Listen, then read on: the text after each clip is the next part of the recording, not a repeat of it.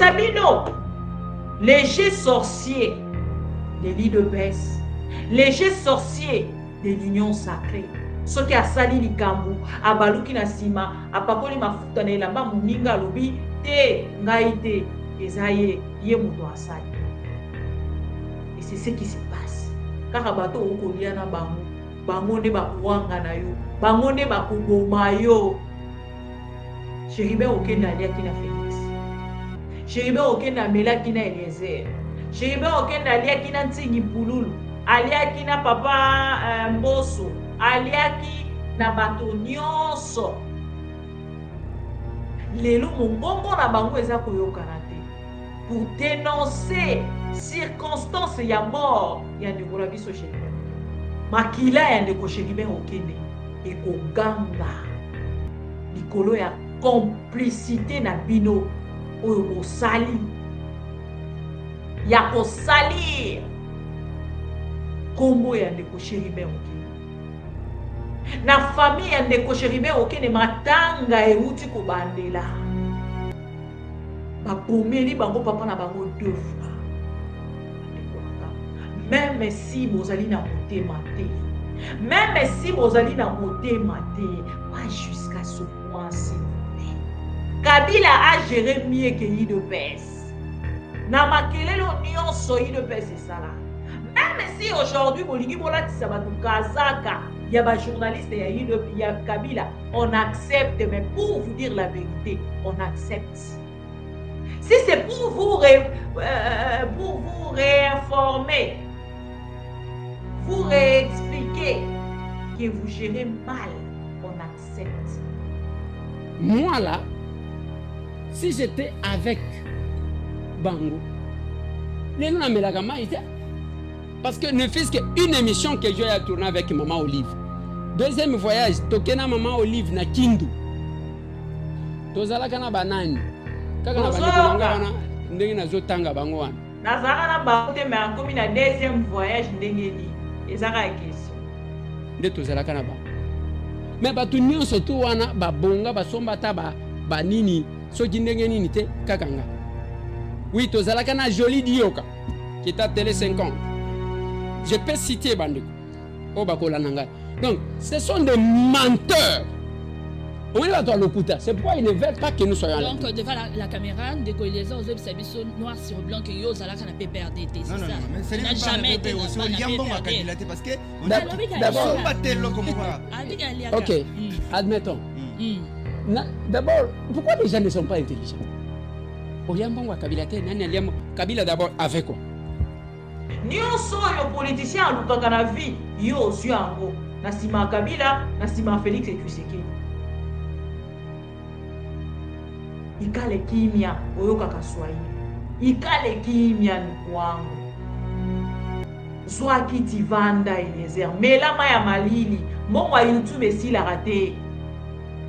So osilisi ministère, osilisi députation, osilisi nini des députations ce qui provinciales na comment on appelle provincial na national lobby okoya kozongela na YouTube tokozela yo kaka esika otiki biso kokuta biso wana to wana esika kokende te yo oza na pouvoir biso toza na opposition na koyo koloba yango lolingi wana parce que l'attitude de moi par exemple et kokende de père na attitude et opposition na ya peuple congolais. Je peux dire que nous sommes avec le peuple quand je veux pouvoir. Le peuple pleure dans tes oreilles sans rien faire.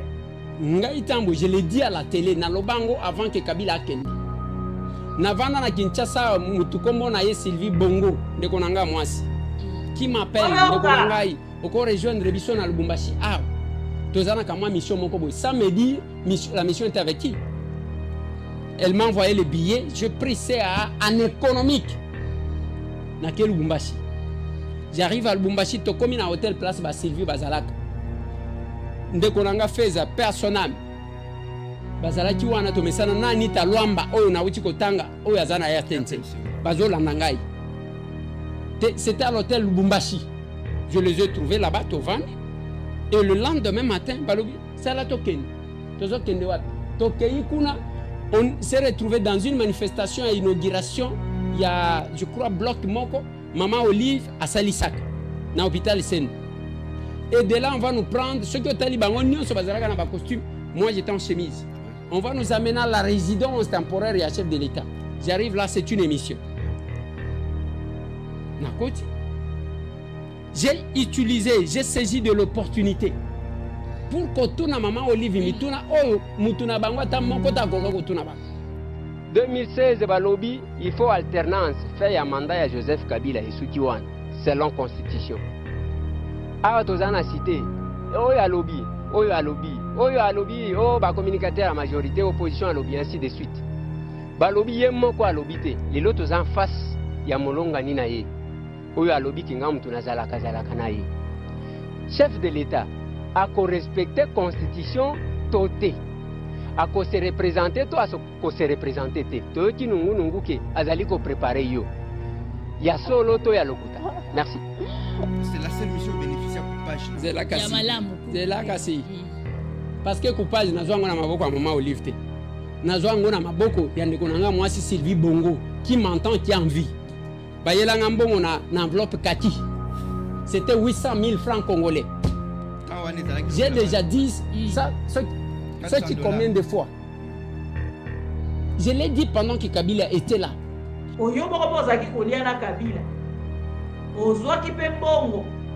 Parce que ata soko zwi na nzela ya ndeko Sylvie eza mbongo oyo olie na nsima ya Kabila. Euti na mwasi neza loko olie mbongo ya Denise Nyakeu olie mbongo ya Olive Lembi. Tout à fait. Donc explication qu'on lui voit sa vie soit ça dormir de. Sur la mort d'une personne, oyo boliaki na e bomelaki ndeko Eliezer. Tout se paie ici-bas. Parce que yo talisaka peuple congolais que yo dénonçaka. Pourquoi les Kamboya Liwa ya Chéribert aucun de vous ne dénoncez pas? Boya Kambanguna ba analyse à qui profite, à qui profite, à qui profite, à qui profite de la mort. Mais là, à qui profite de cette décision précipitée? Parce que moi, je posais cette question. À qui profite la précipitation des analyses des pro-union sucrée-salée?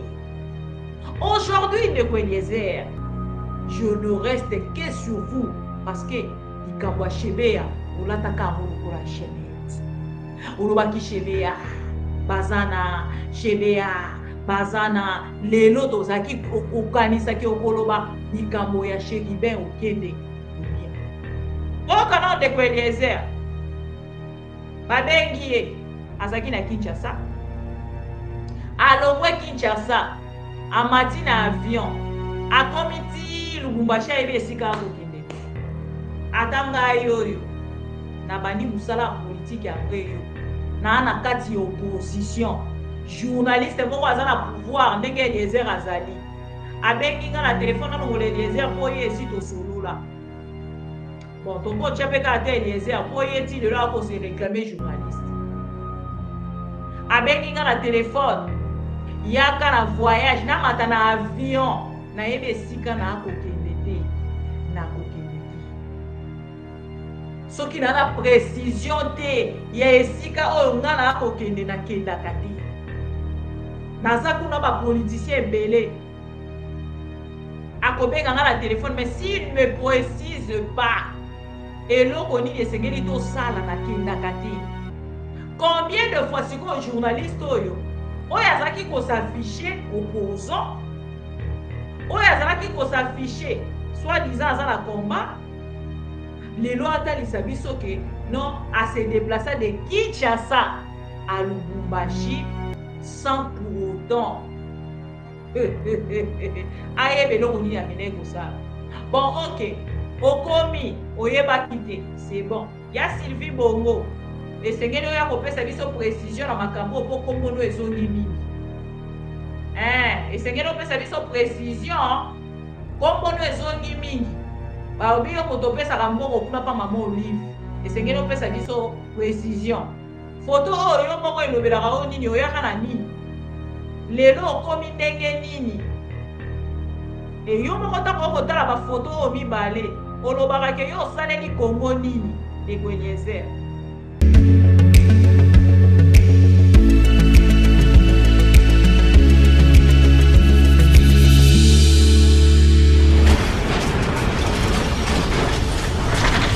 Ma Mission TV, le miroir du monde. En même temps, je suis son fils. Je l'ai toujours respecté. J'ai toujours obéi. De son vivant, elle me répétait toujours que même ceux qui n'ont qui a koufi, n'a qui bana, n'a qu'en parce qu'elle était bien consciente, elle entendait elle-même tout ce que, enfin, toutes les conséquences, il y a ma Moussana Salaka pour la Congo. Et pour m'assurer que j'ai peut-être bien entendu, elle a dit à beaucoup de membres de la famille, même parfois de la belle famille. Ce qui fait que Lélo, depuis le matin, c'est tout ce qu'on est en train de me rappeler. N'oublie pas le testament de ta mère. Bon.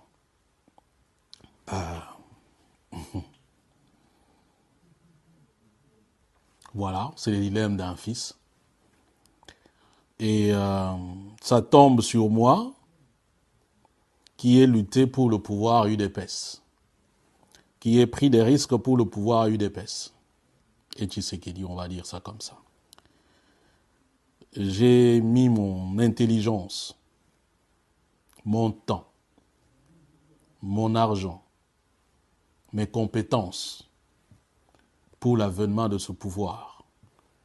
Depuis feu Papa Etienne Tshisekedi, même en 2018, j'ai ma part dans ce combat qui a amené le pouvoir UDPS, Lélo. Et l'ironie du sort, c'est à cause de ce pouvoir UDPS que je ne suis pas à mesure d'enterrer ma mère. Enfin, du moins en présentiel. C'est la vie, elle est ainsi faite. J'encaisse et je l'accepte comme telle. Voilà, pour le reste, merci pour votre soutien.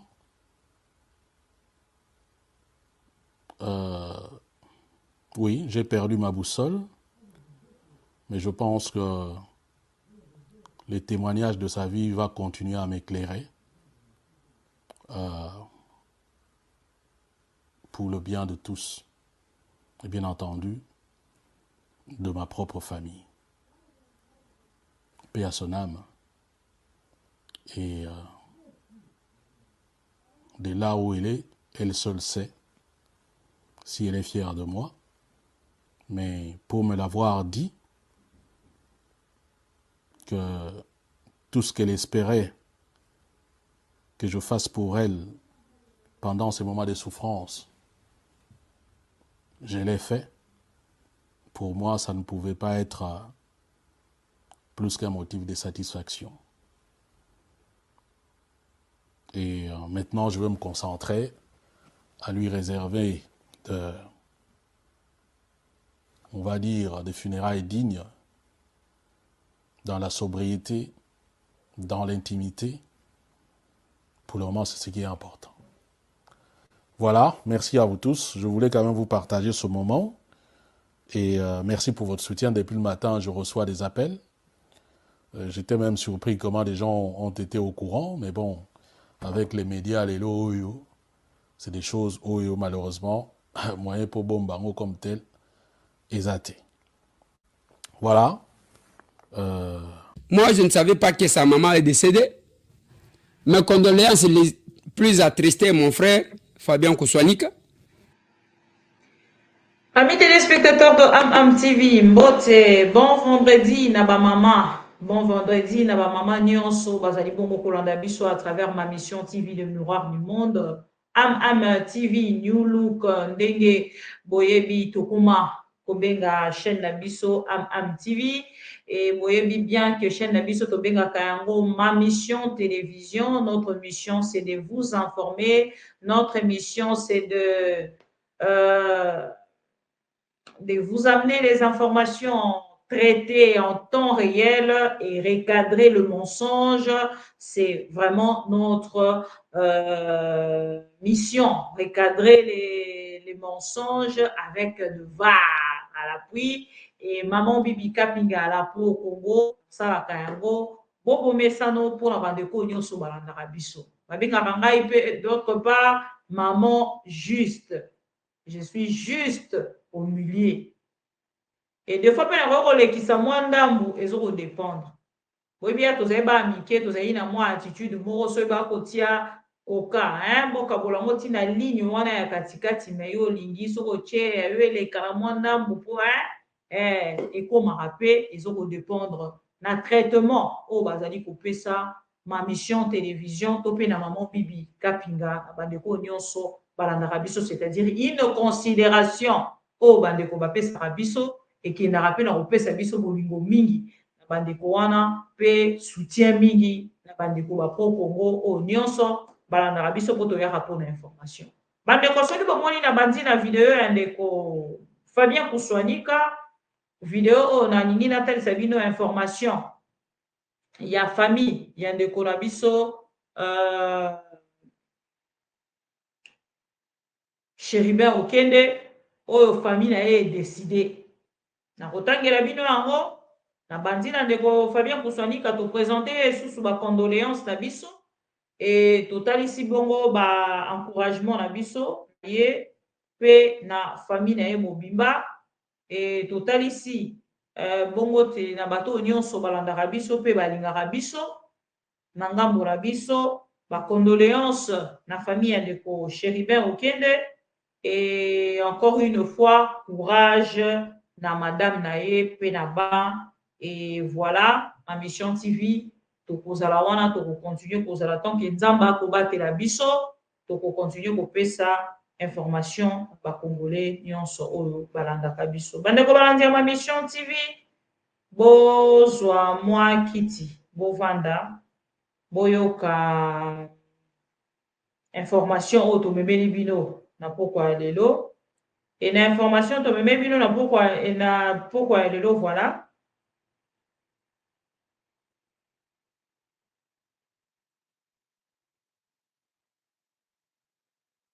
Voilà, information tomemeli bino na pokwa ya lelo ezali bongo mpona kotalisa bino ke na ngambo ya famille ya ndeko Chéribin Okende bakei kozwa décision moko onga na bengi yango une décision riche oyo bazwi et soki bakotenir na décision wana ekozala malamu mingi mpona mémoire ya ndeko Chéribin Okende. Kwa nalobi yango parce que na pokwa ya lelo touti kotanga une information na nzela ya ndeko na biso moko ya mwasi na kotanga penza kombo na ye mingi te mais na kolinga quand même ndeko ba congolais o balandaka biso à travers ma mission TV bakende na ko comprendre que ezali information oyo euti directement na maman Bibi te mais source kombo na ye naza penza obsèques de Chéribin Okende, le préparatif sont en cours pour lui rendre des hommages dignes de son rang par ses familles biologiques et politiques.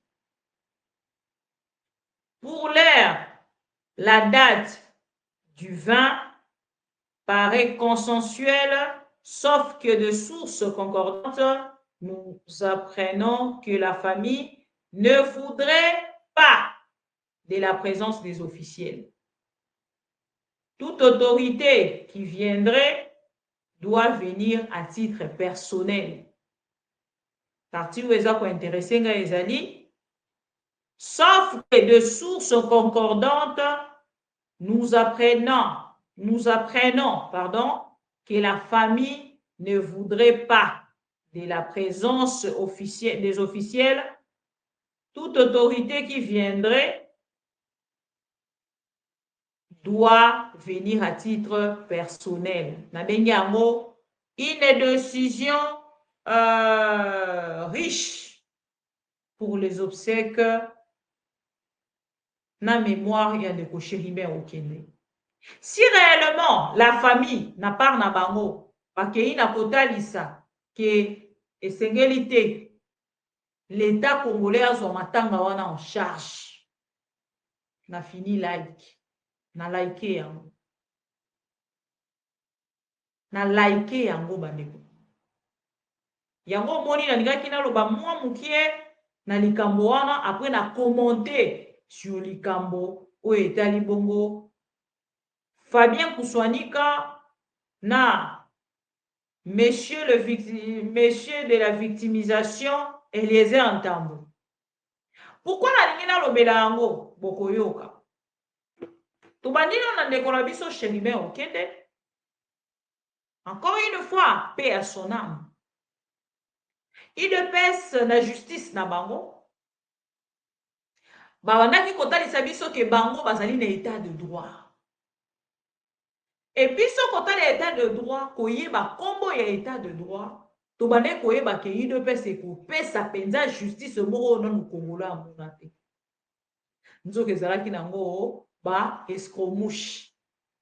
Et peuple congolais n'a pas naie, tant atali les leaders, le maréchal Escarmouche, atali alobi non, c'est que vraiment à cause de quelque chose.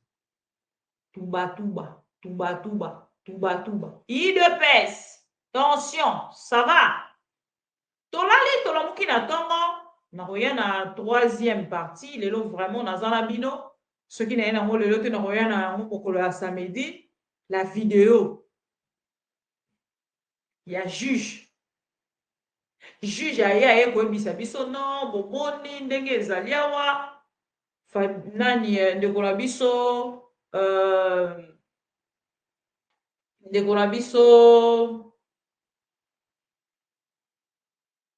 Chéribin Okende amibetaki masasi. Une erreur grave. Il y a justice. Pour rendre décision moroboye volontaire, il y a recommandation, il y a famille présidentielle à la télé comme ça.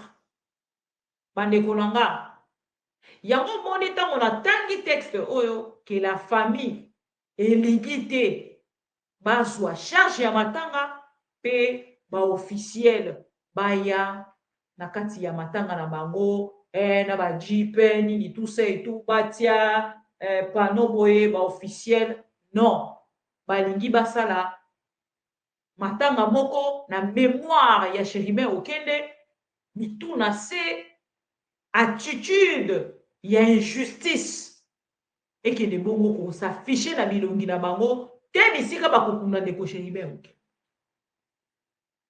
Parce que ce que la justice congolaise vient de faire Nazaki Kozela, namora ba députés nationaux, il y a législature, il y a 2018, ba téléma, ba marché, ba loba non, la justice congolaise.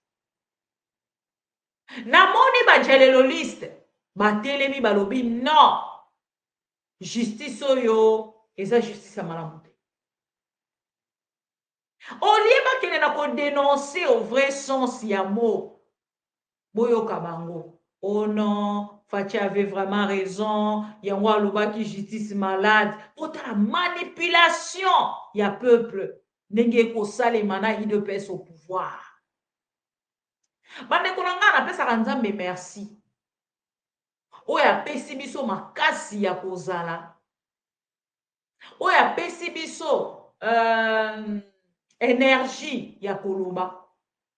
Oya za kombate la biso pa apesi biso ndambo ya mayele pour que to utiliser VAR. Pourquoi nalobi yango? Natalisa bino à travers cette même émission. Ndeko na biso Chéribin Okende. Ami proche ya ndeko na biso Eliezer 5 heures du matin, biso tokei ko accompagner bango na Bukanga Lonzo pour na ko dénoncer. Botala nano à cette époque-là déjà. Les conseillers de Félix Tshisekedi, balobi ba boma bilanga masangu, batia bilanga diamba. Nous on a accompagné les députés à Salaka 5. Motozo ki maloba de konabiso Chéribin Okende. Lelo akufi na ba circonstances oyo akufi. Tango polémique ezalaki ekeye ezongi moi j'ai reçu la personne oyo amoni lolenge nini. Ba okende nan baza ko enlever ndeko na biso Chéribin Okende. Na diffusa yango awa. Na songa na même plateau na ye na dénoncé na lobby Félix Tshisekedi a tué Chéribin Okende. Et je suis allé plus loin pour préciser.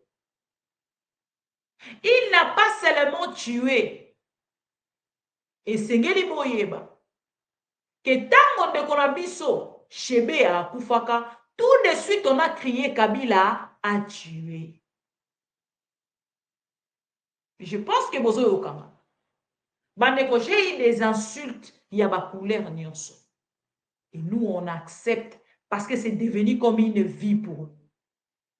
Mais il y a des gens qui parlent, qui n'arrivent pas à assumer et qui créent en fait un monde de victimisation. Dendeko Eliezer, Onaina Kokwande, Kotali Sabi. Pourquoi n'a pas Kotali Ango? Et ça suite, il y a ma déclaration, ma propos, na yemoko, oyo asalaki, contre notre frère, oyo asalaki na douleur, na kokuma wana. Ndeko Chéribin Okende, moto moko ta telemi na ba député bandeko nanga. Yango balobaka, kaka bato okolia na bango, bango nde bakuwanga na yo, bango nde bakuboma yo. Chéribin Okende aliaki na Félix. Chéribin Okende amelaki na Eliezer. Chéribin Okende aliaki na Ntingi Pululu. Aliaki na papa Mboso. Aliaki na bato nyonso. Lelo mongongo na bango eza koyokana te. Pour dénoncer circonstances ya mort ya ndeko na biso Chéribin Okende. Les juges est allé plus loin que ça.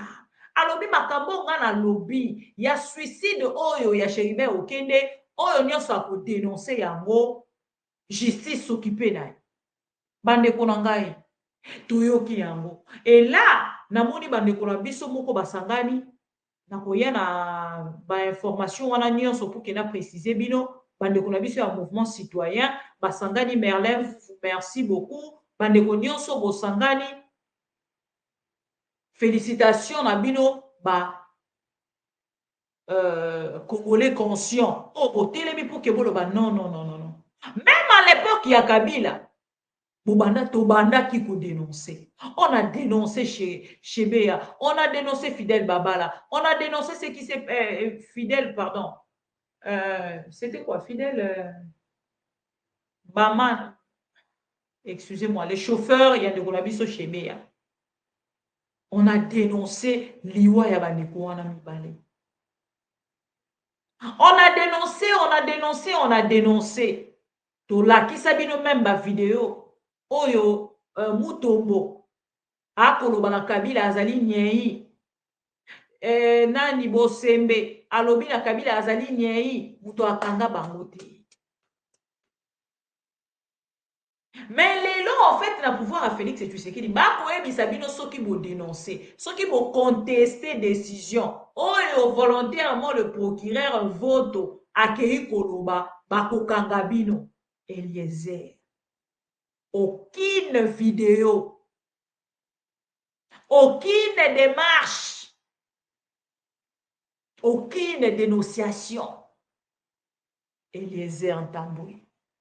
Makila ya ndeko Chéribin Okende eko ganga likolo ya complicité na bino oyo mosali ya kosalir kombo ya ndeko Chéribin Okende. Et biso bato tozali koobserve tokotika te tokokontinue. Parce que ce qui se passe aujourd'hui avec Félix Tshisekedi, c'est grave. Kabila a géré mieux que UDPS. Na makelelo nyonso UDPS c'est ça là. Même si aujourd'hui bolingi bolatisa batu kazaka ya ba journaliste ya Kabila, on accepte, mais pour vous dire la vérité, on accepte. Si c'est pour vous réinformer, vous réexpliquer que vous gérez mal, on accepte.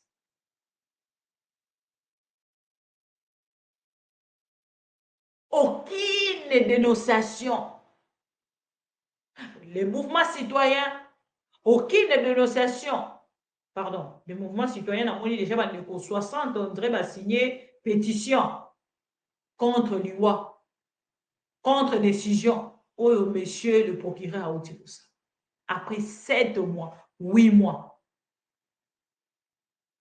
8 mois, s'il vous plaît.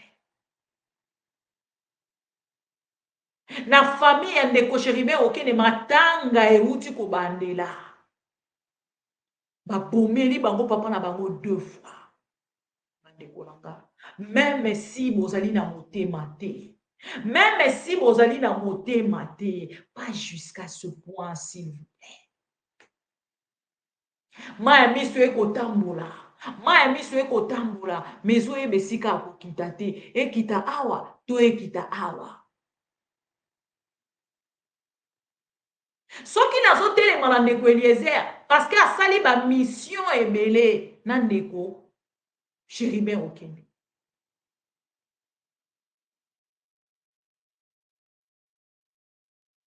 Et na kati wana tango la koyebisa bino aucune vidéo tosuki wana na tokangi parenthèse. Azali proche ya Félix Tshisekedi, azali proche ya gouvernement, akomi kutu nayebi te soki ase s'autoproclamer porte-parole ou ba nommé déjà porte-parole ya formateur Kabuya ye moto akozwa parole. Mais sur la mort d'une personne oyo boliaki na ye bomelaki ndeko Eliezer, tout se paie ici-bas. Parce que yo otalisaka peuple congolais que yo dénonçaka. Pourquoi likambo ya liwa ya Chéribin Okende vous ne dénoncez pas? Boyaka mbangu na ba analyse à qui profite, à qui profite, à qui profite, à qui profite la mort. Lelo à qui profite cette décision précipitée? Parce que moi je posais cette question. À qui profite la précipitation des analyses de pro-union sucrée-salée? Aujourd'hui, Ndeko Eliezer, je ne reste que sur vous parce que likambo ya Shebea olataka yango lokola chaînette. Olobaki Shebea bazana, Shebea bazana, lelo tozaki okanisaki okoloba likambo ya Chéribin Okende olobi yango. Bana ya Chéribin Okende otali bango na miso te. Mwasi ya Chéribin Okende otali ye nelongi te. Mwasi ya Chéribin Okende akei na aéroport baboya bima okomante te Ndeko Eliezer. Tokolela na kombo na yo. Parce que oyebisaki peuple congolais que yo ozali wana pona peuple. Or c'était que du mensonge, c'était que de l'escroquerie à ciel ouvert. Tokei sikoyo tokangi parenthèse wana tokozongela yango likambo ndeko Chéribin Okende na kozwa bandeko mosusu tokolatisa yo charge wana na kozwa bandeko mosusu bazali na kati ya mouvement citoyen pour que tosolola na bango motivation na bango et puis tokosoutenir bango penza makasi koleka. Tokei sikoyo na ndeko na biso Eliezer. Bolani vidéo ya ndeko na biso Fabien Kuswanika. Pourquoi na bino que ma mission TV toi na mission kaka ya ko informer en temps réel, mais aussi recadrer le mensonge na appui à vidéo otobengi va. Ndeko na biso Eliezer, bandeko to like vidéo hein, to like s'il vous plaît. To like, s'il vous plaît, to like. To like. Bandeko na biso soki tolobi to zonga na vidéo ya ndeko Eliezer asali émission moko autaki ye moko kutumbola bandeko ya PPR comme si bato wana baza na existant bakoki koexiste te eza lokola koyebisa biso ke lobi Félix Tshisekedi na bokamami ya bosoto oyo ekosalema lobi baa na droit te na ntango ya Mobutu basaki 32 ans akotalisa biso ke même bato ya Mobutu bazali na droit te donc soki bokambi balamu te vous n'êtes plus Congo. Oui, ndeko Eliezer toyebi ke lelo soki yo pouvoir à Félix Tshisekedi esili États-Unis d'Amérique efongoleli yo porte okoti mbala moko na ndako ovandi na famille. Mais sikoyo biso bato oyo tozanga nationalité ya bamboka mosusu tosani mboka moko oyo toza nango kaka République démocratique du Congo. Félix Tshisekedi akokamba mabe bokokoka kotalisa ye yango te na miso bino wana bokomi kosimba saki ya Félix Tshisekedi bokei na ye na Belgique bokomi kodifusere biso bavideo mpona kotalisa biso ke ono biso tozalaki devant soki parlement tomoni ata te na parlement video ti sikoyo tomoni te topesaki yo devoir tolobaki tozozela video ya parlement na assemblée belge tolobaki tokozela video na assemblée bisiko koloba makambo ya ndeko Jean-Jacques Mamba na koloba na pause café te pause café eza eloko mosusu na assemblée mpe eza eloko mosusu yo oza député bakoki koyamba yo na pause café te il faut na parlement ozwi parole na parlement motion soki nini babengaka yango soki boza bavisiteur ntango bazwaka mot parole na kati ya assemblée ya bandeko mosusu babengaka yango nini soki bokomaki bazalaki informé c'est-à-dire bolingaki bozwa parole. Mais lokola boyaki précipitamment en tourisme avec le chef du tourisme congolais et le ministre, pardon, il y a tourisme congolais. Et voilà, tout suite à tout suite. Tant que les mosika koleka, na bandeko nyonso bakolanda biso, bokolanda sikoyo vidéo. Et la vidéo on a retiré la bino, connexion eza ko déranger biso pour comprendre mokie, to avancer. Problème, il y a connexion, mais bon, on fait avec. Soki na kalele bino vidéo oyo, parce que tant on a sa bandeko ke to landaka vidéo ndenge moko te na bino, bisu ba koloba mama bibo olobi ya solo, bisu ba koloba mama bibo olobi lokuta. Talisa bino, léger sorcier de l'IDPS, léger sorcier de l'union sacrée. Soki asali likambu abaluki na sima apakoli mafuta na elamba muninga lobi te ngai te ezaye ye moto asali. Et c'est ce qui se passe. Biso bato tozalaka juste toya rapena justice na biso avant ya Félix Tshisekedi ya justice nanga ona ye nango lelo ezali nini. Ndeko na biso Fabien Kuswanika asali 1 mois aleki na télévision. Moto moso abenganga mama bibi ezaka nini yo kolobela ndeko Fabien kolobela mukolo nini ngai eza makambo nanga te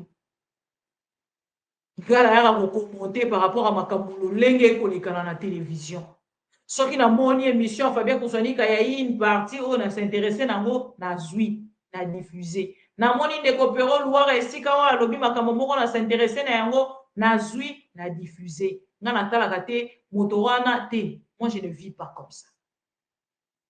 Ngana vivara, oh déjà nous avons appelé si bisoto okende nango déjà c'est bon pour nous. Donc quand ça biso na ba polémique wana nini boye tout ça il y a ba concurrence ainsi de suite nazala rakuna te. Je suis une femme simple et je sais respecter les gens.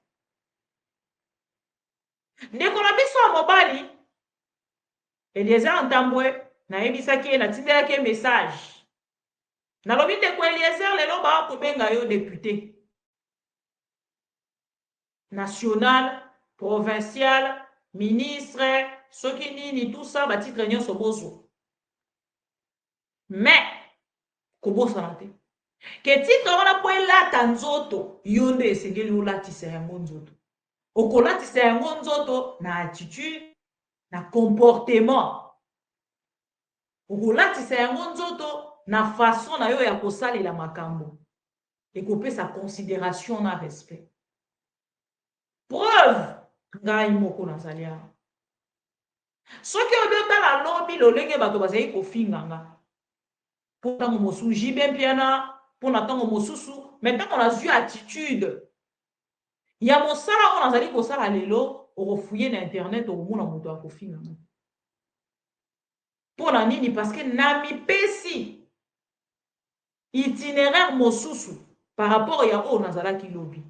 Elospe wana na imposa yango etikala. Ndeko nanga moto soki osali yango te, moto moko ta akoya na sima pour kaya kopesa yo respect wana, considération wana, moto ye moko moto apesaka yango.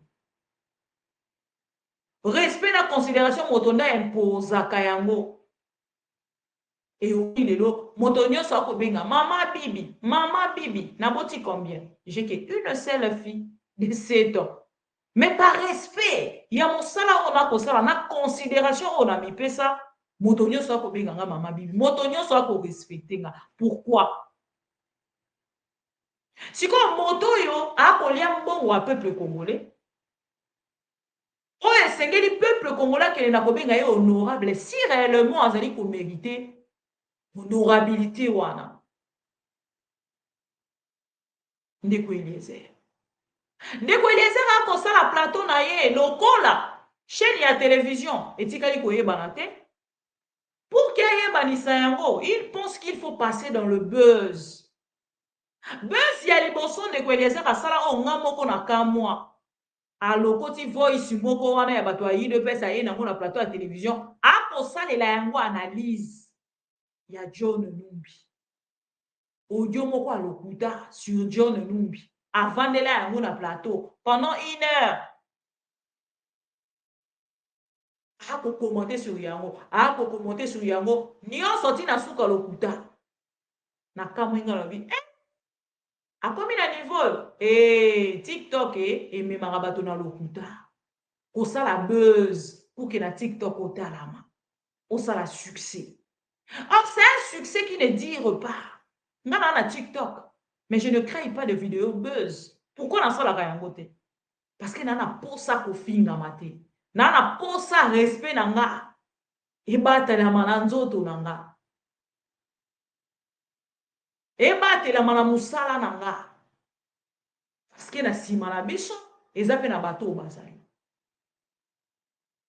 Ndeko na biso Eliezer akoti TikTok.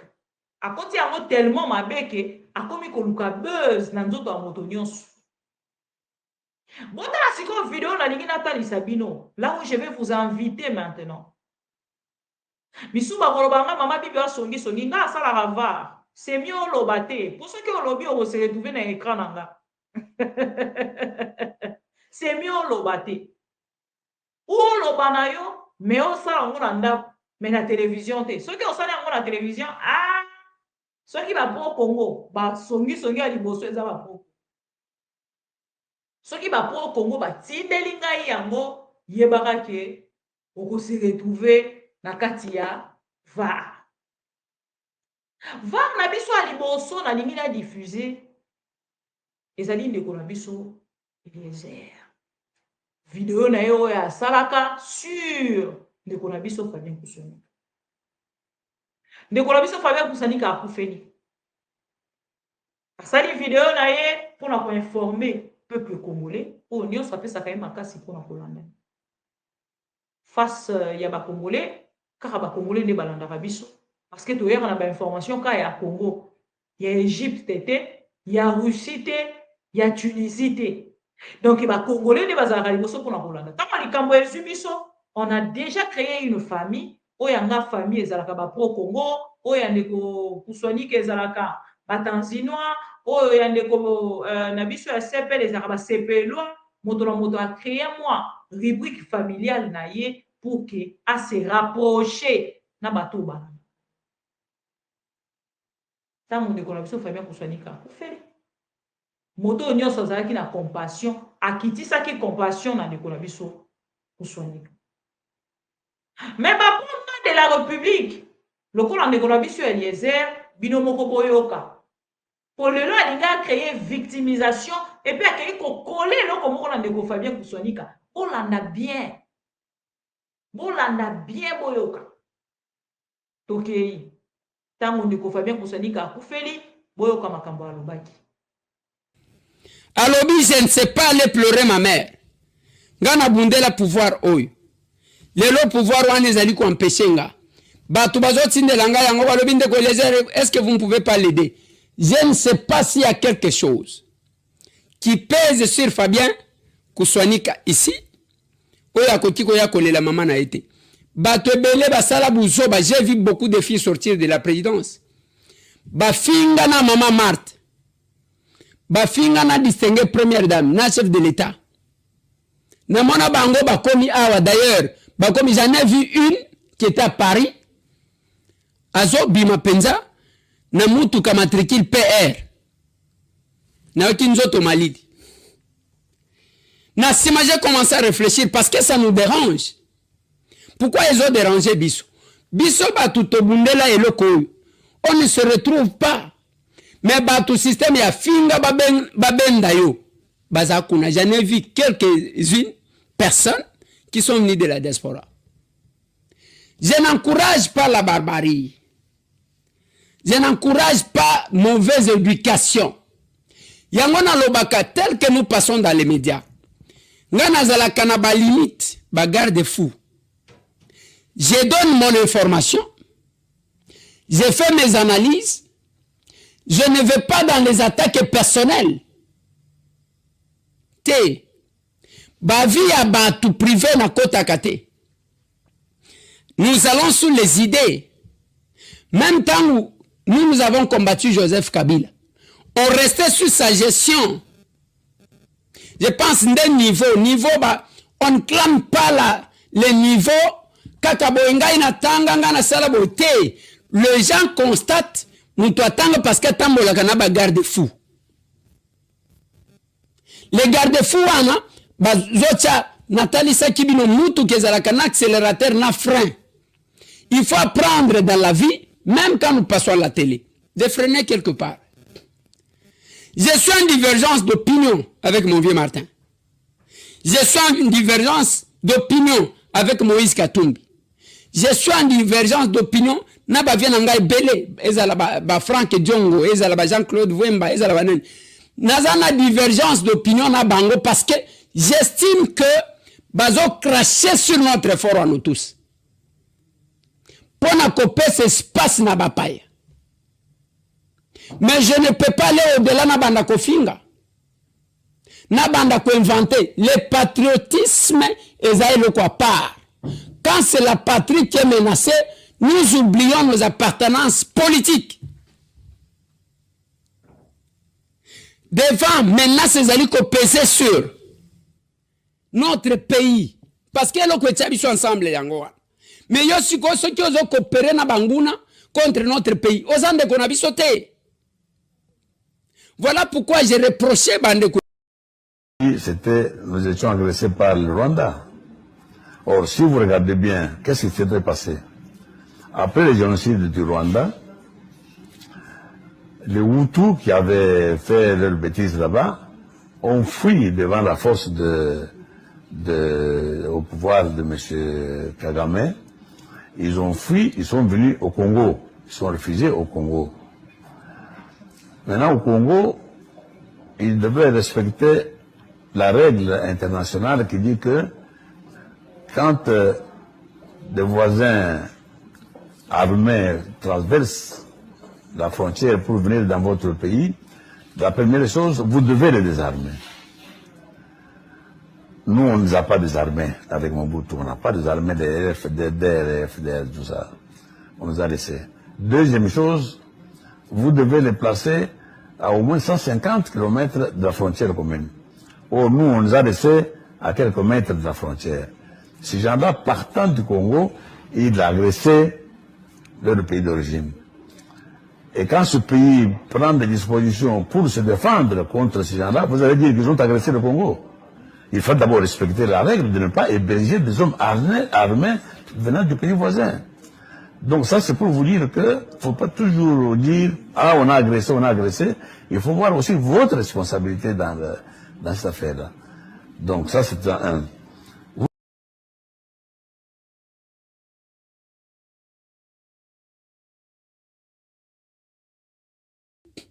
Qui faisait l'apologie Yaba Rwandais. Ozoma na penza que ça c'est le Rwanda qui parle.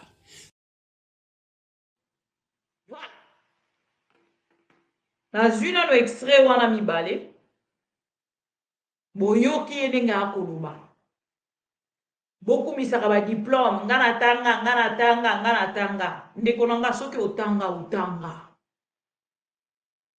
Soki otanga te. Parents nyonso azalaka fier amona mwana na ye aza kokumisa diplôme na ye parent mpe ye moko na part na ye akumisaka surtout soki atangisa na mbongo ya pasi esalaka esengo na parent mona mwana na ye oyo ye atangisi na mbongo ya pasi lolenge akopesa ye esengo e mwana mpe epesaka ye esengo atala lolenge atangi na pasi à tenir jusqu'à la fin. Pourquoi ça doit vous choquer quand les autres disent que batanga? Alobi likambo patriotisme. Na cheli bino papa Etienne Tshisekedi. O azali mentor na bango. Bokoki koyebisela biso na ndeko Eliezer moto akobelela biso patriotisme. Bandeko mikolo na contre-attaque. Parce que bako linga ko tia charge moko likolo ya bato yo baza contre Félix Tshisekedi. Et yangonga na lobi na ko banda ko zonga pona ko recadrer. Pour recadrer avec vidéo à l'appui. Pour ba longolela biso mensonge wana na nzela na biso. Si on ne le fait pas, toko lata charge moko likolo ya bitu na biso parce que biso na ngambo na biso doit accepter yango. Ça sera comme ça. Boye bisanga siko Eliezer. Ye moto alinga te ya biso patriotisme.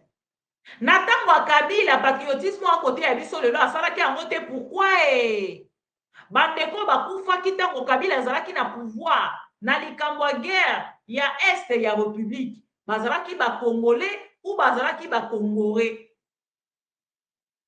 Question directe na Eliezer. Combien de vidéos ya Eliezer eza na net? O bino bokoki kotindelanga oyo ya ye akoloba ke soutenons les chefs de l'État, soutenons l'Est de la République, soutenons nos frères et sœurs de l'Est de la République. Soki vidéo wana ezali botindelinga lobi na songi na sali vidéo mosusu pour la koloba félicitations na ndeko Eliezer. Cherchez-moi ces vidéos là. Oyo ye na ngambo na ye akoloba ke soki o soutenir Est ya République était c'est que ozali étranger, c'est que ozali ko travailler en mèche na ba M23. Ah ben non. Nous ne pouvons pas accepter des choses comme ça bandeko nanga. Tokoki ko accepter makambo ya lolenge wana te. Ah ben non. Les gens de l'UDPS n'ont pas du tout affiché l'attitude. Pendant les 37 ans, nous avons opposition. Il y a cause à l'ensemble d'un peuple congolais. Il y a cause à l'ensemble d'un Est et la République. Et aujourd'hui, ils veulent en fait faire la victimisation, Omoni, Bisokutu, Boyena Boye, tout ça et tout. L'hypocrisie de l'UDPS. Vous n'avez jamais soutenu le Rwanda. Mais vous vous êtes retrouvés au Rwanda pendant 2 ans. Par quelle magie? Vous n'avez jamais soutenu le Rwanda, vous vous êtes retrouvés dans le dialogue, dans Sainte-Suiti. Comment va pas quoi? Et le bien attendre qu'on a vu sur Hemboko dans Fabien Koussonika. Par quelle magie?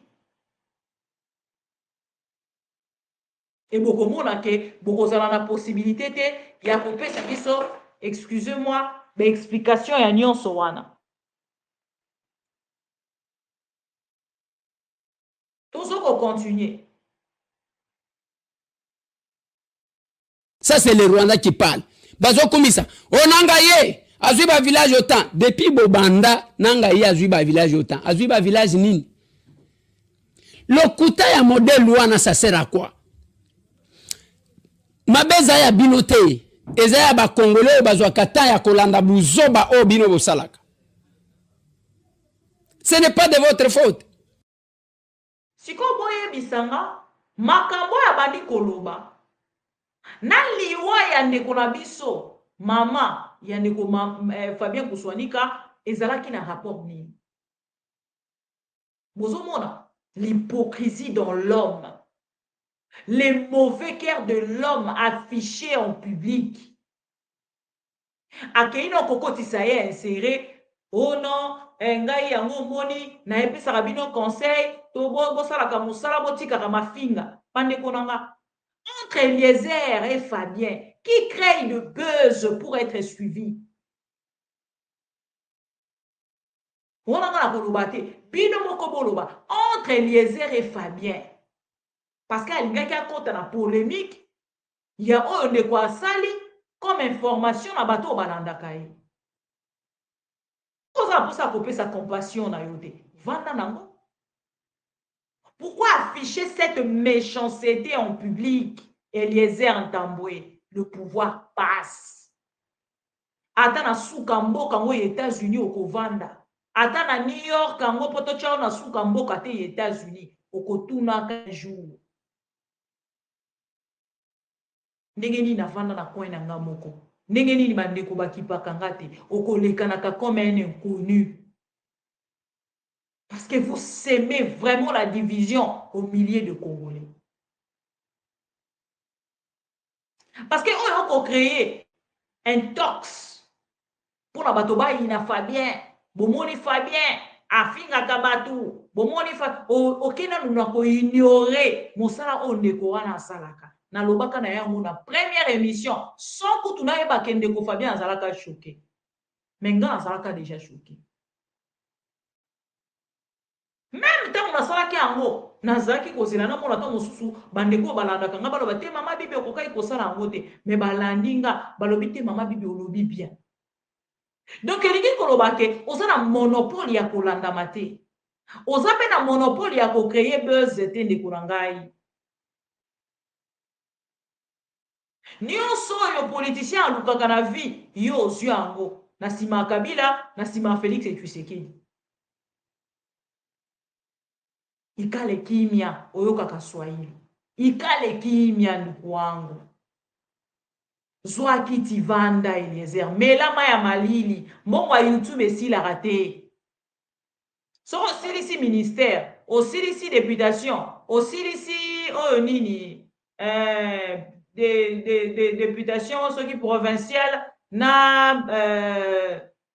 comment on appelle? Provincial na national. Lobby okoya kozongela na YouTube tokozela yo. Kaka esika otiki biso kokuta biso wana to ane esika kokende te. Yo oza na pouvoir biso toza na opposition. Na ko koloba yango lolengi wana parce que l'attitude de moi par exemple et kokende de pair na attitude de opposition na ya peuple congolais. Je peux dire que nous sommes avec le peuple, toi tu es au pouvoir. Le peuple plaire dans tes oreilles sans rien faire. Donc nous sommes là. Ndeko nanga yo lobaka mabe et j'étais la première. Peut-être Tatiana na bandeko mosusu bayaki ko situka kutu. Moto nyonso alandaka vidéo wana ya ndeko Fabien azalaka touché. À notre grande surprise, yo ozalaki touché. Ndeko Eliezer ayeko ça la victimisation. Après tous ces propos, oh nyonso bolandi, je ne sais même pas ce qu'il est s'il y a. Mutu moko aloba ke nazo condamner mabe ya batu mabe te, mais nazali ko condamner kimia ya batu malam. Aïe aïe aïe. Et moi, je parlerai à temps et à contre-temps. Vous sentez que depuis 2 semaines, j'ai un problème avec ma voix et je suis obligé de passer là. Je suis obligé à kebomo na kangai.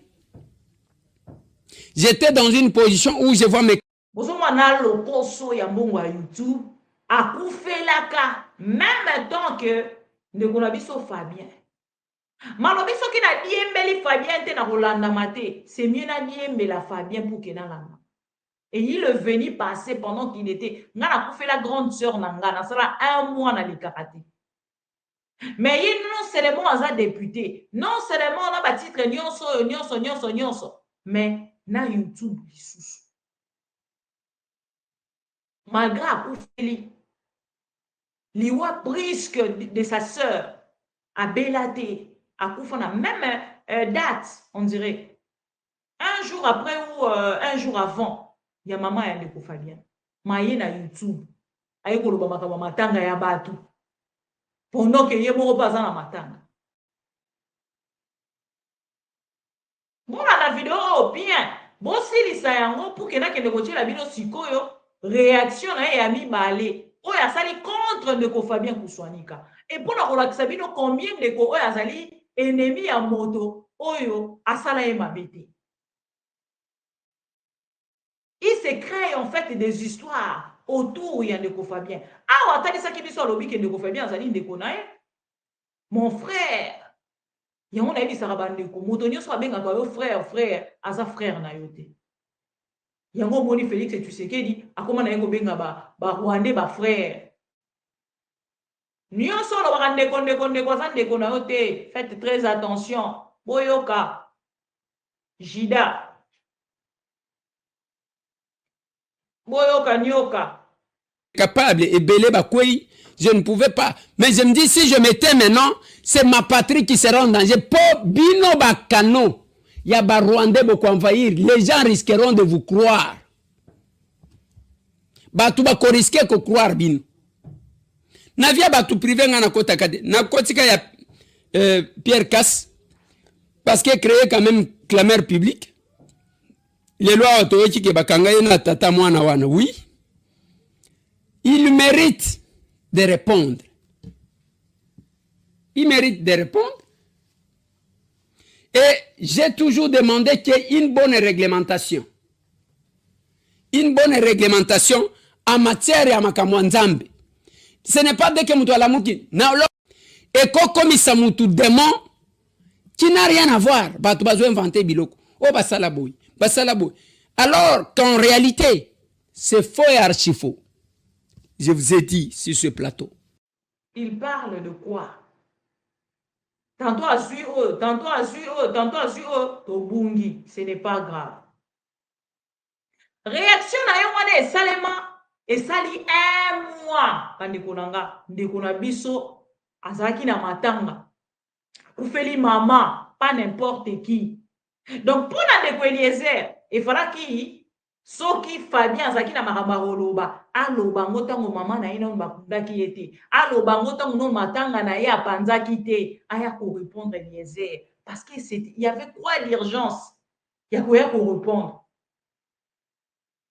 soki azaki ne loko akoloba aloba donc il impose même de gens même attitude au juge wana uti ko sala na makambo ndeko na biso nani Chéribin Okende même attitude Eliezer a affiché un mot sur Fabien. Fabien devait répondre à ce moment-là. Pourquoi seulement maintenant? Tola li tola muki. Yemoko. Akei koloba makambo sur Kabila. Député national. Pour faire plaisir. Na ato na B. Na bato na bango a I de pes. Et lelo qui azali attaqué, akanisa ki bato ayi de pes bagoya barobanda pe ko défendre ye. Batali écoute. Bazali trop pris. Na makambo na bango ya ba candidat gouverneur. Ba kolia kambongo Deoka Songo kuna. Deoka Songo azopesa tala ata kopesa banda na président de la République première dame ti na mona suka ya parti ya IDPS. Ndeko na biso Eliezer na makambo nyonso ya alobaka pona famille ya Kabila wana eza famille vie privée te. Oyo alobaka pona famille ya mama Sifa wana eza vie privée te.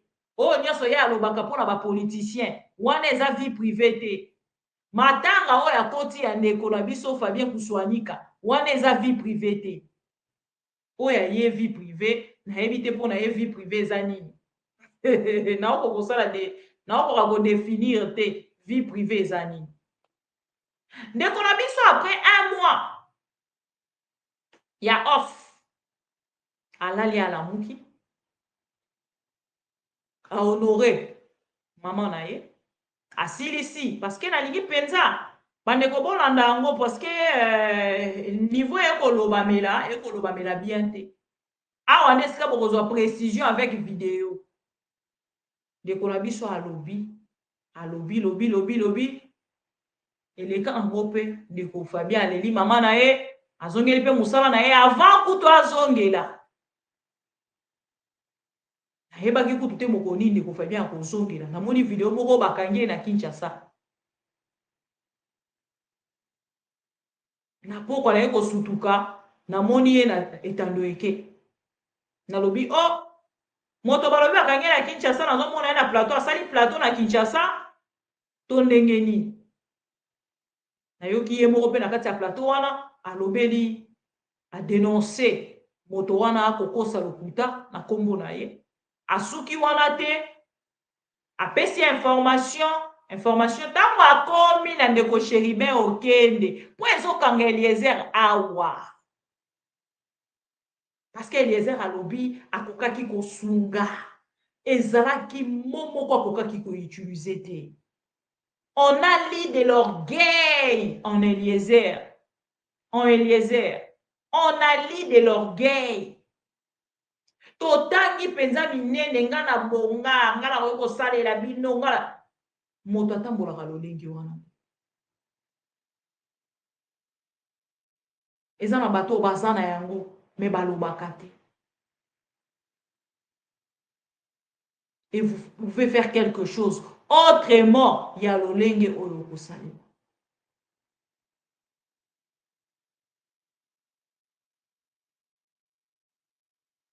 Ndeko na biso Fabien asali émission na ye na 1 heure ya émission na ye aye kolobela likambo ndeko Chéribin Okende bokolanda ozindo te notamment au etali suite ya makambo ya élection et puis suite à makambo susu ndenge yango ezalaki. Tokosi sa émission oyo na likambo ya Chéribin Okende. Chéribin Okende boyebi qu'il a été assassiné depuis juillet 2023.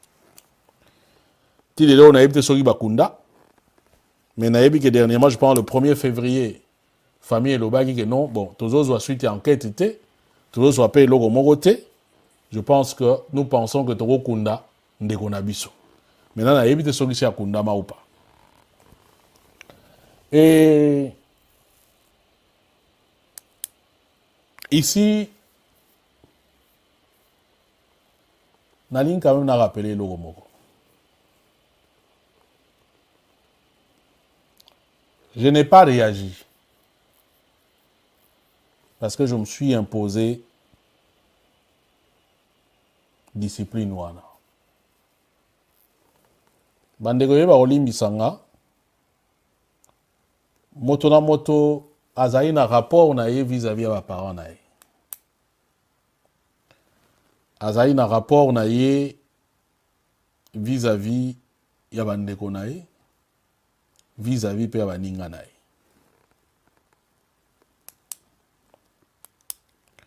Et moi, le rapport que j'ai avec ma mère, c'est un rapport, il y a respect, il y a reconnaissance, il y a dignité. Et je sais qui elle est pour moi et qui je suis pour elle. Et nalobaki on a un témoignage, nulle part où dans les cas, na kumisa été. Na tanga kombo na été. Dans la classe, tout même à l'université, connaissent le nom de ma mère. Parce que je sais qu'est-ce qu'elle a enduré pour m'avoir. Et je sais quelle maman elle a été pour moi. Nazo Lobayango, parce que elle est choquée. Mais parce que j'avais décidé que je na politisé loco. Ou bien na comme ça, comme buzz. Il y a des gens qui sont indignes à Makambo Belé, qui peuvent faire du buzz même na biloko et buzz. Je vous dis, il y a des gens qui m'ont dit, Fabien, le quoi les camions de Kwei, zo avion kende, et ko sala yo. Kende ba ko sala ori même so ba kangi yo, ba ko sambwa bien parce que ba ko lagi sabna ba cynique. Et j'ai répondu à certaines personnes, ngai na otikala jamais ko sala moi eloko moko na sens soko pena zo soko nini yango na kombo ya mama nanga jamais. Na ko politiser yango te, na ko tirer yango dividende pe moko te. Et ça la même beaucoup d'amis. J'avais dit, je me suis déjà organisé du moment que je sentais que santé zo tikae. Donc je ne ferai aucune récupération na kombo ya mama nanga. Jamais. Je ne le ferai. Jamais. Parce que ça signifie que na komi ko scénariser babiloko, na komi ko tirer profit ya liwa mama nanga. J'ai dit na bande comme ça babenganga, j'ai dit jamais je ne le ferai. J'étais choqué quand on m'a envoyé vidéo à Eliezer. Eliezer, moi je ne connais pas la relation que toi tu as avec ta maman. Je ne sais pas si elle a envie. Je la respecte. Bamisusu peut-être bozalaki na ba nounours, ceux qui peuvent banini ba boy bien bazao kengela bino. Peut-être maman na yo azalaki na azamutu ya mbongo.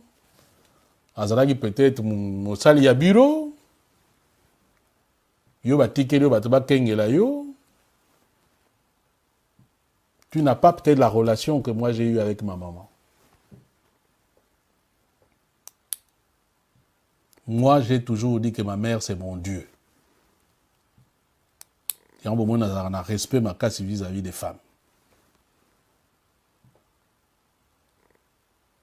Azala mabe, azala kitoko, azala sokonini, c'est ma mère.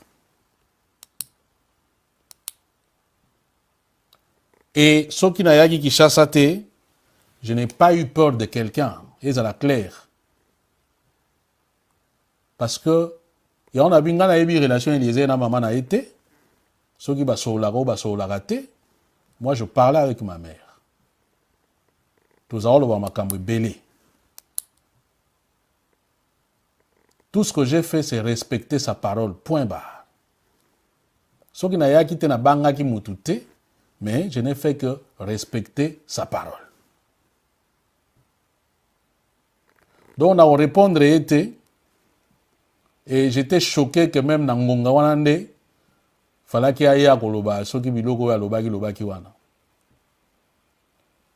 Eliezer, si tu as la force de sauver des gens à Kinshasa, Stanislas Boujakera, Azape Kasayen Lokola yo, quelle est la démarche que tu as déjà menée pour l'Ongolayen à Pétrin? Batebele bakangama place wana Kinshasa. Avant, il y a mené des matchs pour la famille qui soit nika po yo ya soki nini yo zongi sanga na Kinshasa soki pendenge nini. Mais il y a des gens qui triment qui sont basés dans boloko. Tu peux montrer la capacité yo zanango pour que ça là au sauver bateau. Cheribe okende ba bomaye na ndenge ba bomaye po eloko meminga place wana eza yango wana. Que la démarche qui est des entambo sala pour que vérité yebana. Pour que yo garantir la sécurité, yo za d'abord nani pour garantir la sécurité. Ba menace on ngana zwaka. Est-ce que batutu ba menace nga yo yebi bang? Parce que to so la répéter donc c'est difficile. Et on a tout dit mais batu oyo baza na mboka wana bazoko souffrir lelo. Ndeko mso abi Mike Mukebai bo zaina ba manifestation.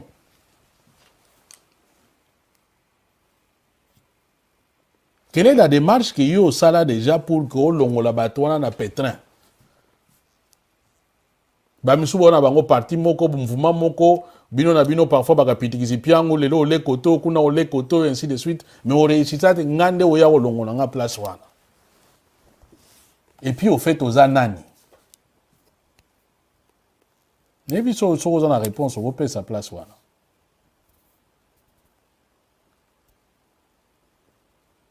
Et puis il est d'estimer que non, sorry na kete parce que nazo banga bomoni parce que combat bo sala ya ko finga et tout. Est-ce que tu peux me montrer on a tout na même fatigant. Est-ce qu'un fatigant peut me montrer une seule vidéo où j'insulte? On a finga mutu même guru na bino.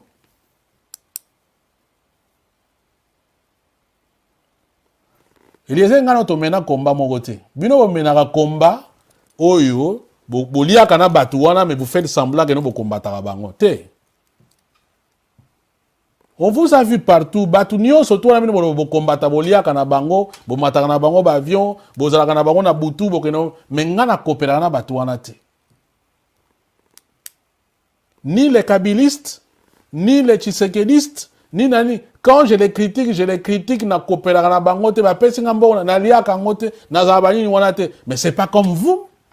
Nous menons pas le même combat. Je suis désolé. Ce n'est pas parce que tu prends le micro, tu viens, tu pérores Dieu, ou bien le Congo et tout ça que nous menons le même combat. Non. Vous êtes à l'aise avec ces gens. Bozala kana bango, bokuta na banganda, bomela kana bango, et ainsi de suite. Ngana mela kana bango te. Ngana kuta na bango te.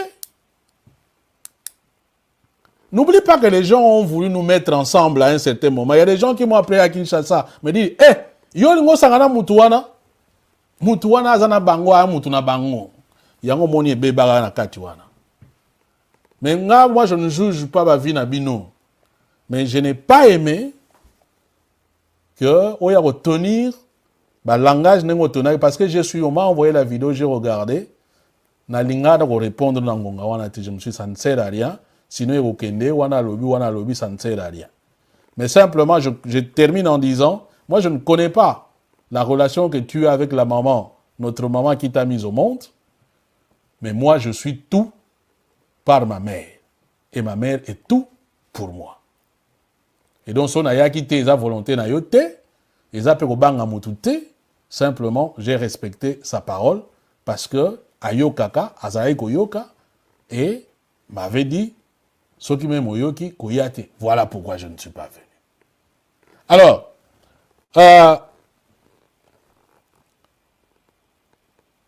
na lingi na sisa comme na lo balika moi Cheribe Okende. Cheribe Okende depuis juillet ba bomaye. Ils ont aussi une intervention. Ne fût-ce que toi ba vérité. Mais tout le monde a intervention mon côté. Et je me souviens en son temps dans Okende Suisse. Dans salaka émission mon j'étais à Clermont-Ferrand. J'ai dit c'est Chilombo et son régime qui ont tué Cheribe Okende. Balobi tout ça ta oyina mutu comment yo ba preuve ni ozana yango. Bon si ko nga comme nana ba preuve te bango ba kobimisa ba preuve que non eza régime mutu boma été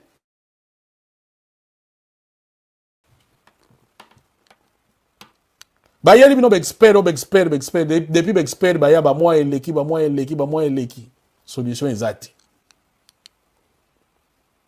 Lobi tolai tolamu ki babino un certain firme Mvonde Mambo.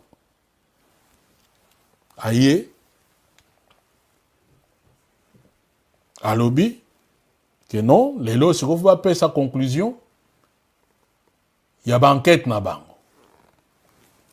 Enquête na bango epesi résultat nini? Résultat ya bango epesi ezali Chéribien Okende boyoka très bien ami Bomaye Moko. Donc en d'autres termes, Chéribien Okende s'est suicidé. Ah bon? Oyo suicide ya lolenge nini? D'abord, avant de continuer, même tout côté Bozindo, parce que là, comme tout le temps, on ça les faute, nani wo azolo bayango, quelle est la crédibilité de la personne. Firmin Vonde, c'est un magistrat, fait partie des 315 magistrats. Vous rappelez-vous que Laurent Désiré Kabila avait révoqué, rayé de la magistrature en 1998. Voilà.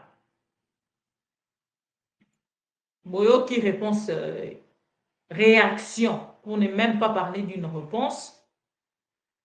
Réaction yandeko Fabien Kouswanika tango ndeko asalaka azui patience ya kosilisa matanga na ye akunda calmement na kimia nyonso ebongo azongela télévision mokolo akose sentir pena prêt pour na kozongela télévision.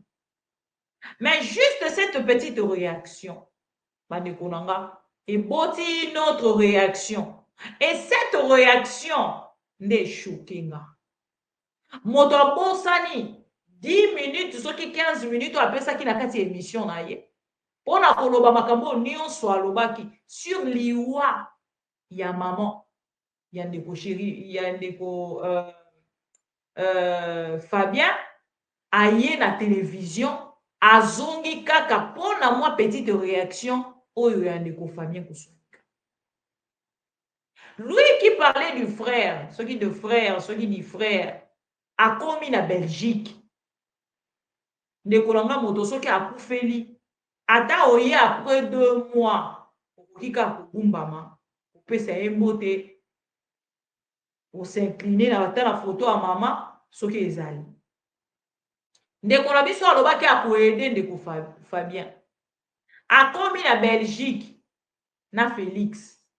Akokeka ata ko dribbler parce que ayebi que frère na ye azalaka na Belgique. Ndeko, mes condoléances. Vraiment, sango wana nazwaki yango avec beaucoup d'amertume et beaucoup de douleur. Vraiment, je suis désolée. Naza akutu tozana Félix, mais nazolinga na yibata 10 minutes pour que na komona yo. Position ndenge nini. Wana mutu oyo azana conscience abo mutu. Ke na politique na télévision, oyo kotalisa batu ke osololaka na mutu wana te. Oyo kotalisa batu ke otalisaki batu ke okosunga mutu wana. Maintenant okomi na Belgique. Est-ce qu'on présente mutu wana ba condoléances? Est-ce que tombola ki ata téléphone na yo otindeli ba condoléances? Est-ce que tant qu'on la Belgique, au luka ki oye batanda ko yande ko wana vandaka, au sali yangote. Maintenant tant on a côté c'est l'orgueil monte et puis l'orgueil est à la escalier. Nenge ko mata. Ce que komiao et petit et panzani. Ndelo ko eko sala ndeko Eliezer. Boyo kasiko na plateau na eta wa outi Belgique. On dirait moto a outi Belgique malali busu.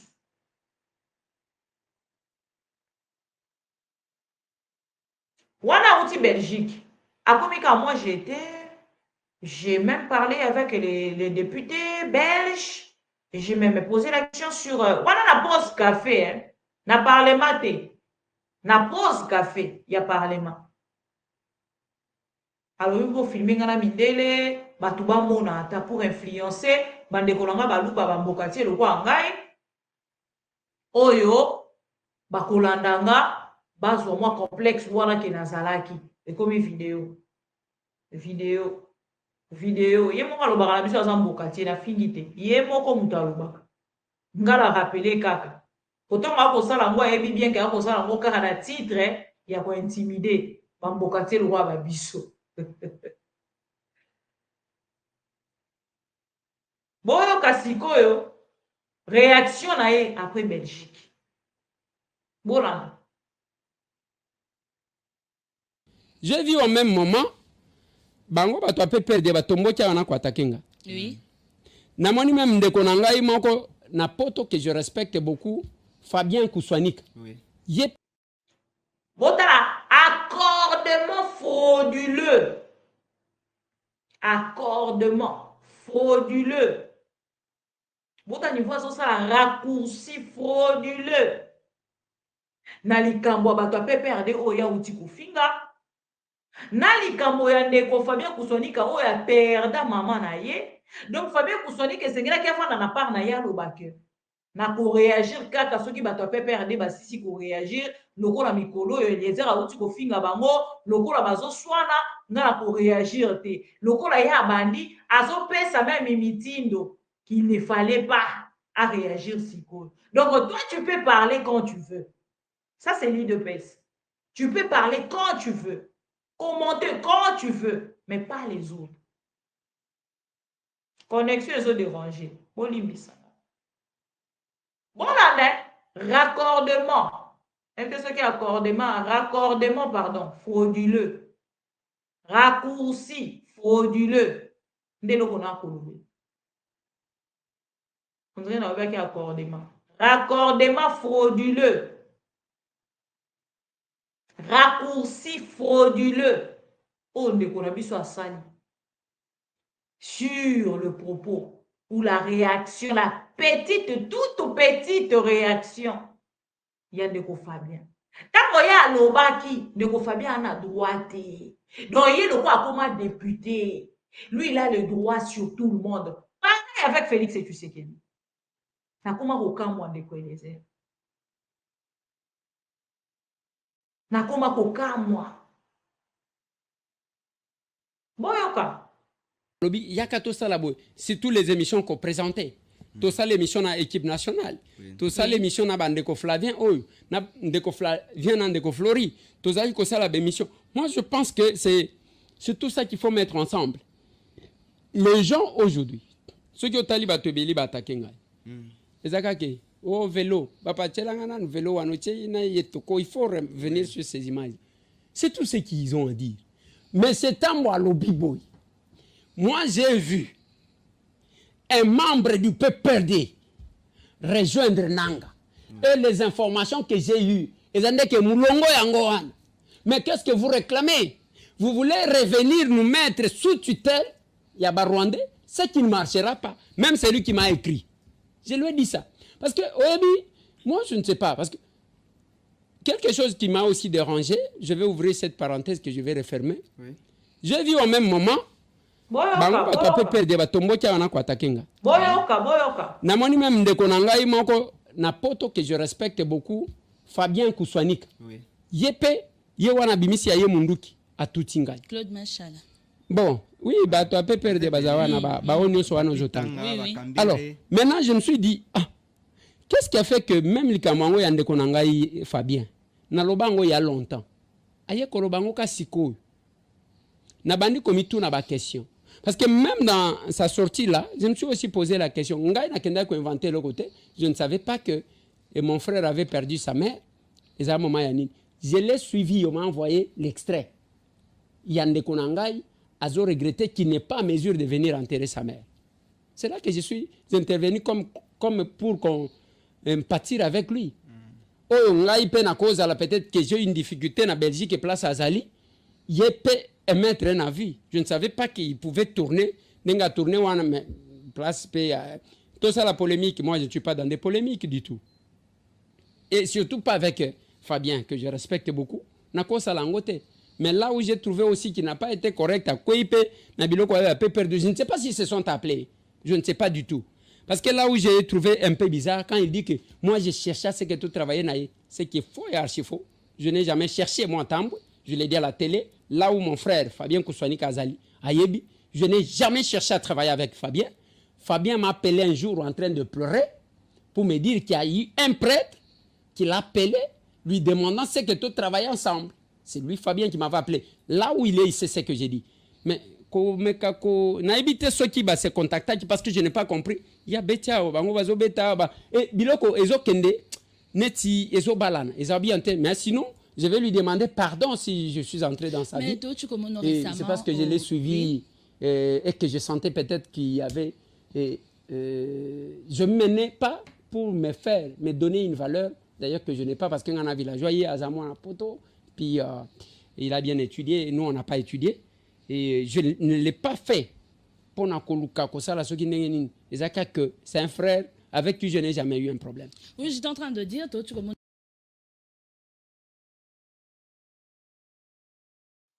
Voilà, je pense que Moyoki, bon, quand déjà mon toit a un frère, ma kota l'issasou sur le bio, non, et ils ont étudié, moi, je n'ai pas étudié. Naoutu Kolobelabilo tout à l'heure, l'Ikamboya, lui, il a étudié, moi, je n'ai pas étudié. Et ils ont étudié, moi, je n'ai pas étudié. Yomoko, oye na télévision, parler lingala à la télé, cela ne veut pas dire que utangate. Mais yomoko kota l'issabatoke, ngana la capacité oyo ozana ote. On crée complexe moko intérieur, il y a yomoko, oyo batoku tu bayeba kite. Qui vous a interdit d'étudier?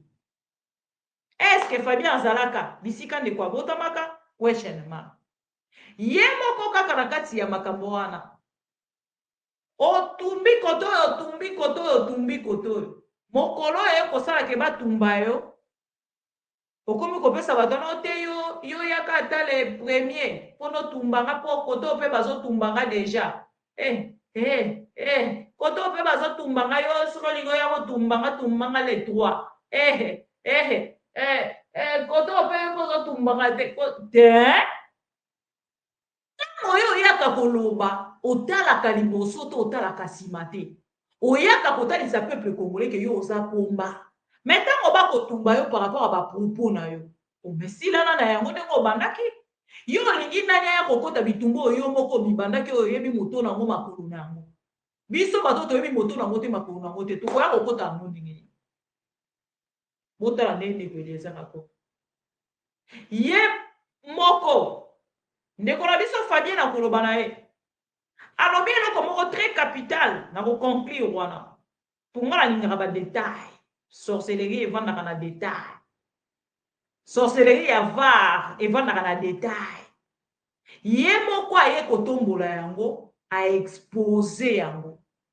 Ndekona biso Fabien kusoni ka alobi.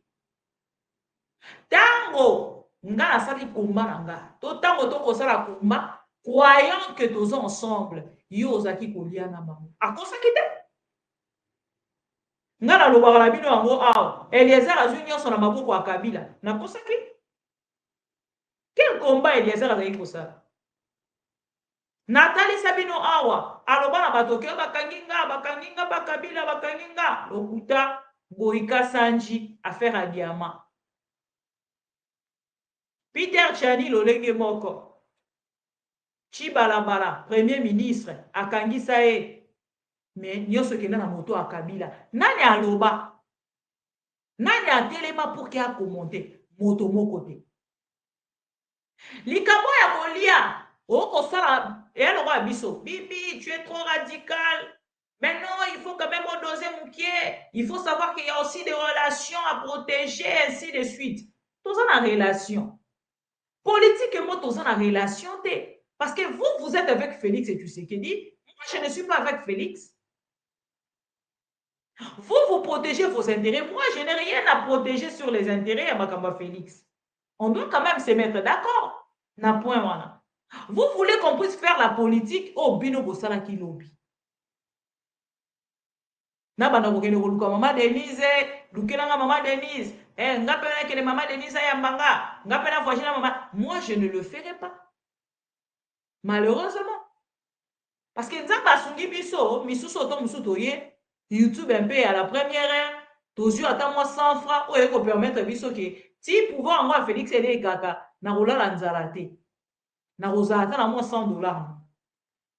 Obakisi ba pro Congo pe kuna la mopanzi, donc na rotika rola la nzalate. Kere na rola la nzalate.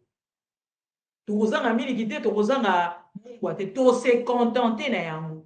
Par contre ndeko Eliezer ntango ndeko na biso Fabien alobi likambo moto mosusu bakoloba ono ndenge ye alobi bango kuna banda kolia na Kabila ye azaka na barelation na bato wana te. Aconsidère Fabien n'a jamais eu de relation avec bato ya Kabila. Il n'a jamais bouffé. Mais Eliezer bouffé. Et il y a confirmer yango na plateau ya télévision bokolanda ye pour que boyoka ya azalaki kolia. Et na explication na ye moko apesi aye lisusu komi boma. Oyoka e na osalaka va. Bien sûr, mais amenez-nous la preuve que yo koki ko engagé. On va vous accorder un droit de réponse. Toka makambo koloba. À part l'agitation qu'on finga ne bazo finga. Ce n'est pas ça. Moi j'ai dit ceci. Nous avons vu Corneille Nanga abandi ba makamunaye. Oui. Tango abandi ba makamunaye, tango abandaki bayoka ki totangi pe perdete. Totikali tozotala, on fustigeait du fait que c'est un ancien président d'une institution d'appui à la démocratie. Mais comme crime, il n'y a pas de crime parfait comme on a comme toi abimi. Total aboye, tomoni monsieur comment il s'appelle? Oyo. Chaloué. Adam. Chaloué, si c'est Adam, Chaloué, si c'est Adam. Excusez-moi, je ne connais pas trop les noms. Il y a un peu perdu tellement que ça la vie sur ma bémine. Et pourtant, tout ce que tu as eu, c'est de Kabila. Ozala qui a participé à la mission de service, il y a eu Olive Lembe Kabila quand il était encore première dame. Et parfois, c'est avec Mbongo Kabila. Étant que journaliste. Oui. Tout ça, c'est que tu n'as pas tout à balobi. Bango c'est que bakolo peut perdre à moi pour nani batongate. On m'a dit que batu basana niveau te. Il y a un problème. On va kota kavina yote. Non mais il y a un problème. Ngai tambo, je l'ai dit à la télé na lobango avant que Kabila akende. Navana na Kinshasa mutukombo na ye Sylvie Bongo ndeko nanga mwasi. Qui m'appelle ndeko nangai oko rejoindre biso na Lubumbashi ah. Tozana kama mission moko boy. Ça me dit la mission était avec qui? Elle m'a envoyé le billet, je pris CA en économique. Na quel Lubumbashi. J'arrive à Lubumbashi, to comme na hôtel place ba Sylvie Bazalaka. Ndeko nanga feza personnel. Bazalaki wana to mesana nani ta lwamba oyo na uti kotanga oyo azana ya tense. Bazola nangai. C'était à l'hôtel Lubumbashi. Je les ai trouvés là-bas to vendre. Et le lendemain matin, balobi, c'est la token. Tozo kende wapi. Tokei kuna, on s'est retrouvé dans une manifestation à inauguration. Il y a, je crois, bloc Moko, Maman Olive à Salisaka, dans l'hôpital Sen. Et de là, on va nous prendre, ceux qui ont taliban, on se basera dans costume. Moi, j'étais en chemise. Oui. On va nous amener à la résidence temporaire et à chef de l'État. J'arrive là, c'est une émission. Oui. Nakoti. J'ai utilisé, j'ai saisi de l'opportunité pour que tout na maman Olive mituna oyo mutuna bangwa ta moko ta koka ko tuna bango. 2016 balobi, il faut alternance fait ya mandat ya Joseph Kabila et Sukiwan selon constitution. Awa tozana cité oyo alobi, oh ba communicateur à majorité opposition alobi ainsi de suite. Balobi yemoko alobi te, les lotos en face ya molonga ni na ye. Oyo alobi kinga mtu nazalaka na ye. Chef de l'État a respecté constitution toté. A se représenter to a se représenter te. To ki nungu ke azali ko préparer yo. Ya solo to ya lokuta. Merci. C'est la seule mission bénéficiaire coupage na. C'est la kasi. Parce que coupage na zwango na maboko ya maman Olive te.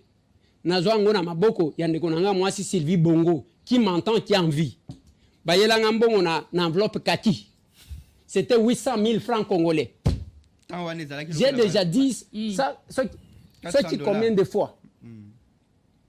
Je l'ai dit pendant que Kabila était là. Et quand il y a eu de petits soucis, j'ai répété ça. Moi là, si j'étais avec Bango,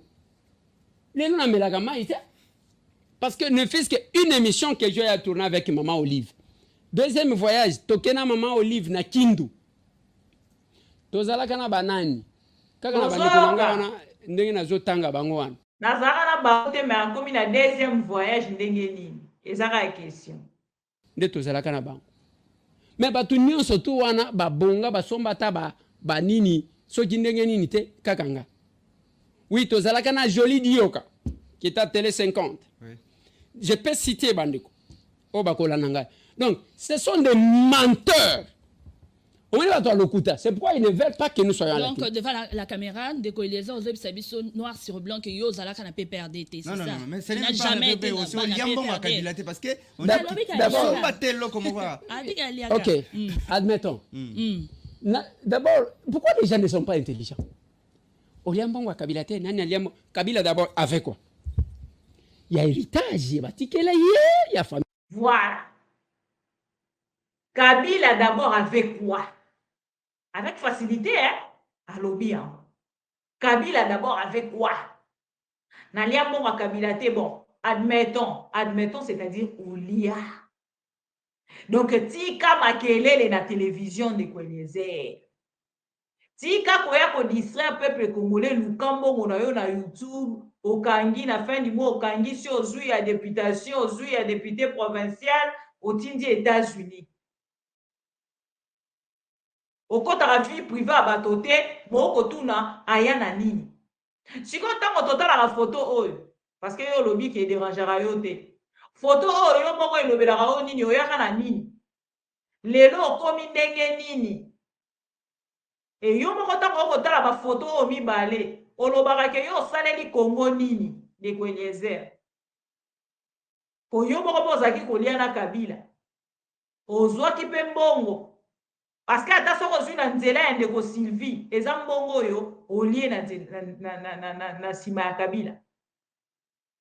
Et uti na mwasi neza loko olie mbongo ya Denise, Nyakeu, olie mbongo ya Olive Lembi. Tout à fait. Donc, explication qu'on lingo pesa biso wana ça dormir de vous. Au canon de Kweliezer, babengi ye, azaki na Kinshasa. Alongwe Kinshasa. Amati na avion akomiti Lubumbashi ebe esika akokende te atanga yoyo na bandi musala politique après yo na kati opposition journaliste moko aza na pouvoir ndenge Eliezer azali abengi nga na telefone alongola Eliezer po ye esi tosolola bon tongo tchapeka ate Eliezer po ye ti lelo ako se réclamer journaliste abengi nga na telefone yaka na voyage na mata na avion na yebe sika na akokende te na kokende te soki na précision te ya esika oyo nga na akokende na kendaka te naza kuna ba politicien ebele akobenga nga na téléphone mais s'il ne me précise pas eloko nini esengeli tosala na kendaka te combien de fois siko journaliste oyo oyo azalaki s'afficher opposant, oyo azalaki s'afficher soi-disant aza na combat, lelo atalisa biso ke non à se déplacer de Kinshasa à Lubumbashi sans pour autant ayebe longo nini akende kosala. Bon, ok, okomi oyebaki te, c'est bon. Ya Sylvie Bongo esengeli oyo akopesa biso précision na makambo po kombono ezongi mingi. Esengeli opesa biso précision kombono ezongi mingi. Baobi yo moto opesaka mbongo kuna pa mama Olive. Esengeli opesa biso précision. Okomi Lubumbashi. Yo ozo opposant. Okomi na kati ya clôture. Omoni mama Olive. Omoni que bato a pouvoir. Pour déjà Sylvie Bongo, azalaki déjà attaché na pouvoir. Et yo a omoni que moto azali attaché na pouvoir. Abengi poani. On a beau fêter fête de la femme. Pour la bossa ani. Pour la présenter belle famille na e. Ezaki pour la ni. Ezaki anniversaire surprise. Mon colonel yo botamaki tika poisson d'avril na TV. Ils ont soupé honorable. Et n'a même pas tono. Au monde moto soko tumboli.